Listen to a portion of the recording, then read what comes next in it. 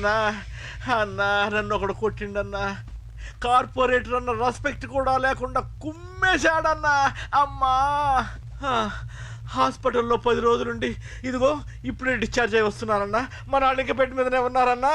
వాడిని ఎలాగైనా సరే ముక్కలుగా నరికి. ఇంత యాక్షన్ జరిగిందని చెప్తున్నా, రియాక్షన్ లేదేంటన్నా?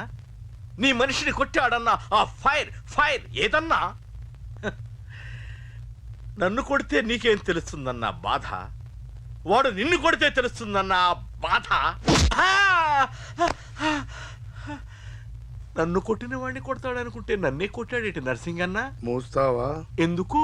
ఆన్నే ఒకడు కొడితే కళ్ళు బయర్లు గమ్మి కదలకుండా కూర్చున్నాడు. నీ కంప్లైంట్ ఏమింటారా భయ్? సిటీలో ఈయనే కొట్టిందంటే ఇక మనందరం చలో మంగళగిరన్నా. ఏం జరిగిందిరా? అసలేం జరిగింది చెప్పరా? జేపీ తమ్ముడిని చంపనీకపోతే మధ్యలో వచ్చి కొట్టిండంట. ఎవడ్రా వాడు? ఎవడ్రా నా బిడ్డని కొట్టింది? నేను ఎంత అడిగినా చెప్తాడమ్మా. చెప్పు నాన్న చెప్పు. ఎవడు వాడు? ఎలా ఉంటాడు? చెప్పు నాన్న చెప్పు. ఏంటి చెప్పేది బొంగు? వాడెవడో కొట్టి నేడుస్తుంటే ఎవడో చెప్పు దొబ్బుతారేంటి? ఏంటి కొట్టిన వాడెవడో తెలియదా?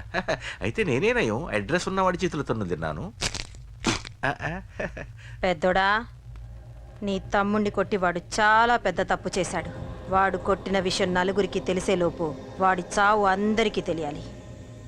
అమ్మా, ఎవడైనా సరే ఎక్కడున్నా సరే వాడు చావాల్సిందే.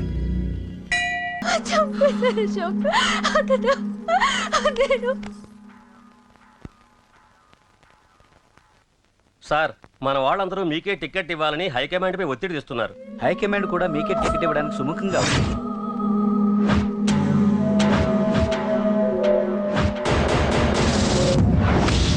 ఖచ్చితంగా వాడు ఆ ఏరియా వాడేరా.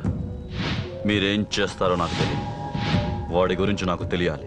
జేపీని వాడి తమ్ముడిని చంపిన ఒక రౌడీకి టికెట్ ఇవ్వటం ఏంటని కొంతమంది ఎమ్మెల్యేలు హైకమాండ్ మీద ఒత్తిడి తెస్తున్నారు సార్. ఎవడా రౌడీ? అది కాదన్నా, వాళ్ళు అలా ప్రచారం చేస్తున్నారు. ఏదేమైనా మా సపోర్ట్ మీకే అన్నా.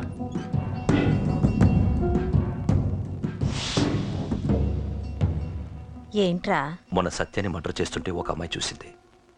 నేను అమ్మాయిని పెళ్లి చేసుకుంటాను. నిజంగా? ఎంత కాలానికి వచ్చిందిరా నీకు ఈ ఆలోచన? అమ్మో, నాకెంత ఆనందంగా ఉందో. చిన్నోడా, అమ్మాయి ఎలా ఉంటుందిరా? బాగుంటుంది. భయపడుతున్నప్పుడు ఆ అమ్మాయి కళ్ళు నాకు చాలా నచ్చాయమ్మా. అయినా ఆ అమ్మాయి నీకు నచ్చడం ఆ అమ్మాయి అదృష్టం రా. ఆ అమ్మాయి డీటెయిల్స్ అన్ని కనుక్కోమని చెప్పు. ఎవరో, ఎక్కడుంటుందో, ఏం చేస్తుందో. మీ ఇద్దరు కదేంటో చెప్పండి. సాఫ్ట్వేర్ ఇంజనీర్ అన్నయ్య. కంపెనీ తరఫున తొందరలో అమెరికా కూడా వెళ్ళబోతున్నాను. వెళ్ళేలో పెళ్లి జరిపించాలని మా పేరెంట్స్ ఒపీనియన్. వాళ్ళ అమ్మ నాన్న కూడా మా పెళ్లికి ఒప్పుకున్నారన్నయ్య. మరి నాన్నకి ప్రేమంటే పడదు, ఖచ్చితంగా ఒప్పుకోరు. మరి ఏ ధైర్యంతో ప్రేమించాలి? నువ్వు ఉన్నావని. ఉన్న ప్రాబ్లమ్స్ తోనే బాధపడుతుంటే ఇప్పుడు ఇంకో ప్రాబ్లం పెడతావేంటి? పోనీ మేమే ఏదైనా గుళ్ళో పెళ్లి చేసుకుంటే? తప్పు. పెద్దవాళ్ళకి దూరం అయితే పడే బాధ ఏంటో నాకు బాగా తెలుసు. నాన్నకి సంధి అంటే ప్రాణం. తను దూరం అయిందనుకోండి, ఇంకా బతకలేదు. మరి మా పెళ్లి జరుగుతుంది. ఖచ్చితంగా నాన్న చేతుల మీదగానే జరుగుతుంది. నేనే జరిపిస్తాను. ఎలా అన్నయ్య? నిన్ను చూడ్డానికి కూడా నాన్న ఇష్టపడరు. నువ్వంటేనే ఆయన కోపం. అదే, ఆ కోపమే ఈ పెళ్లి జరిపిస్తుంది.